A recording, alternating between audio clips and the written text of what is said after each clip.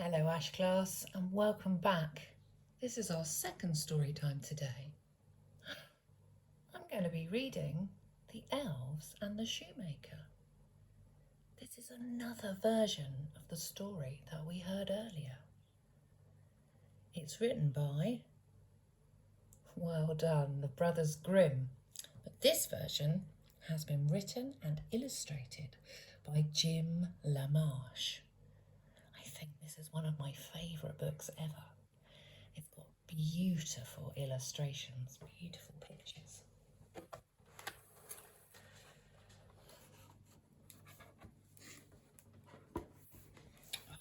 look, this must be from inside the shoemaker's workshop.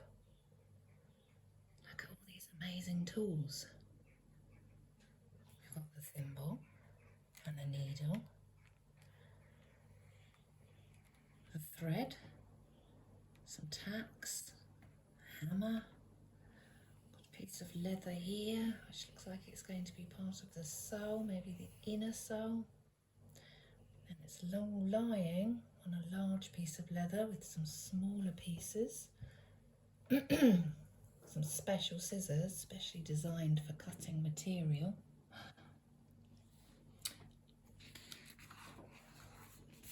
The Elves and the Shoemaker.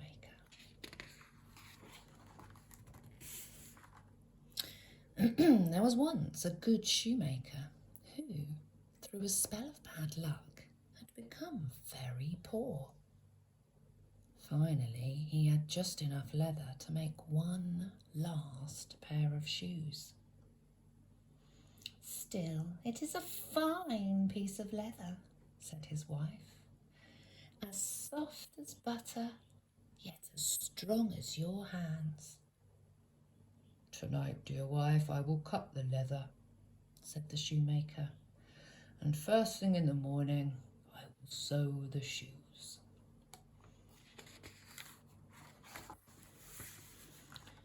The next morning, when the couple went into the workshop, they were flabbergasted by what they found.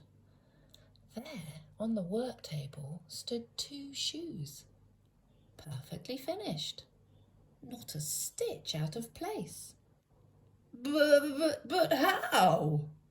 spluttered the shoemaker. His wife could only stare.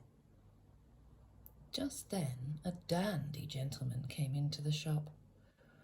"Oh, what magnificent shoes! Please, I must try them on," he said. The shoes fit perfectly. It was as if they had been made just for him.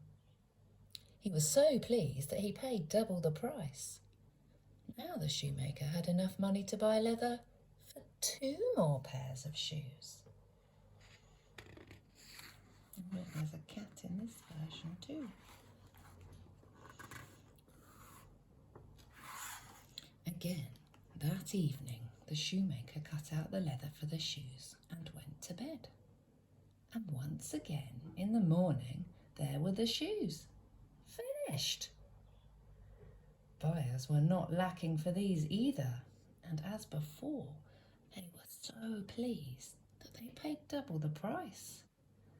Now the shoemaker had enough money to buy leather for 4 more pairs of shoes. The next morning, just as before, there were the shoes already made. Take a look at these beautiful shoes. There are red ones with a black pattern, yellow leather ones with a big bow, these beautiful 2-tone boots, the little tassel hanging on the back, these which are in the shape of fish. And did you spot in this picture the elves peeking in the window, waiting for that shoemaker to go to bed? On and on it went. Whatever the shoemaker cut out in the evening was finished by the morning. Soon the news of the splendid shoes had spread throughout the town, and the shoemaker and his wife were no longer poor. There's his shoe shop. Look at this queue.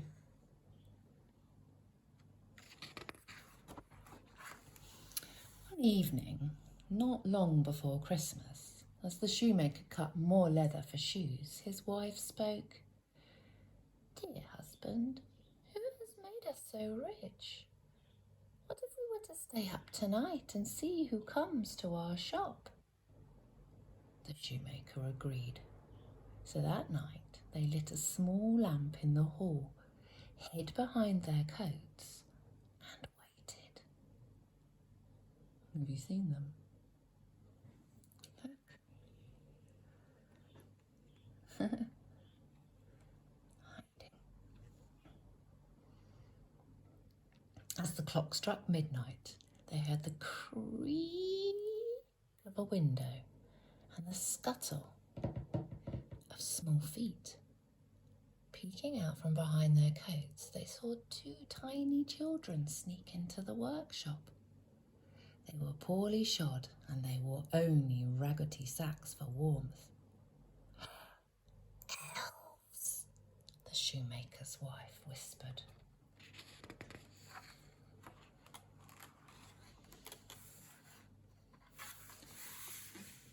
The tiny elves tiptoed across the room and climbed up onto the table. Then, humming and whistling, they began to stitch and sew and hammer so quickly with their little fingers that the shoemaker and his wife could not believe their eyes.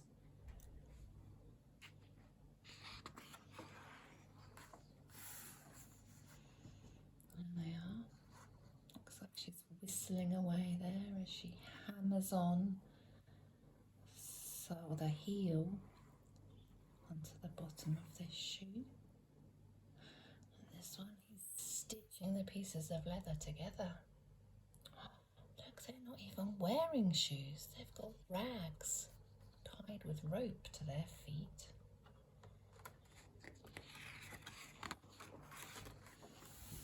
The elves did not stop until all the shoes were finished and stood lined up on the table.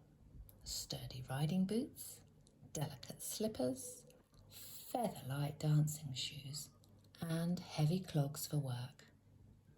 Then the elves tiptoed out of the workshop, up the stairs, and out through the window. Oh look, actually we can see this girl elf. Her dress has been made out of an old coffee sack.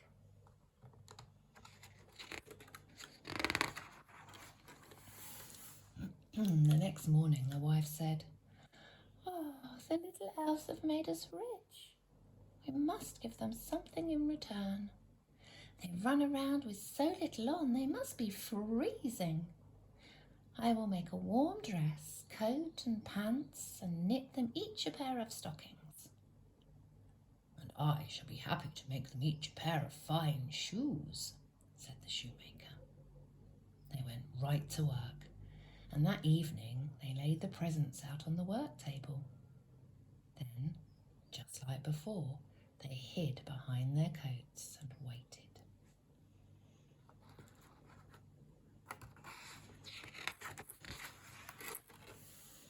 At midnight, the elves quickly slipped into the shop, ready for another night's work. But instead of pieces of leather, they found the beautiful presents. At first, they were too astonished to move. Then they hugged their new warm clothes and quickly put them on. Oh, look at their smiling faces. Somebody's done something nice for them. When they were dressed, they leapt and bounced around the room singing, "Now we're elves so fine to see, no longer cobblers we will be." They jumped over chairs, raced around the shop, and finally ran out through the door. The click-clack of their new shoes echoed through the streets.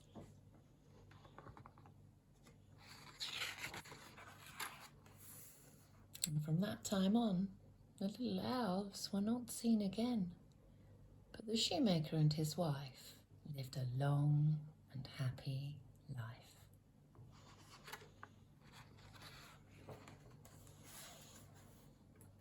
And that's the end of the Elves and the Shoemaker version, written and illustrated by Jim LaMarche.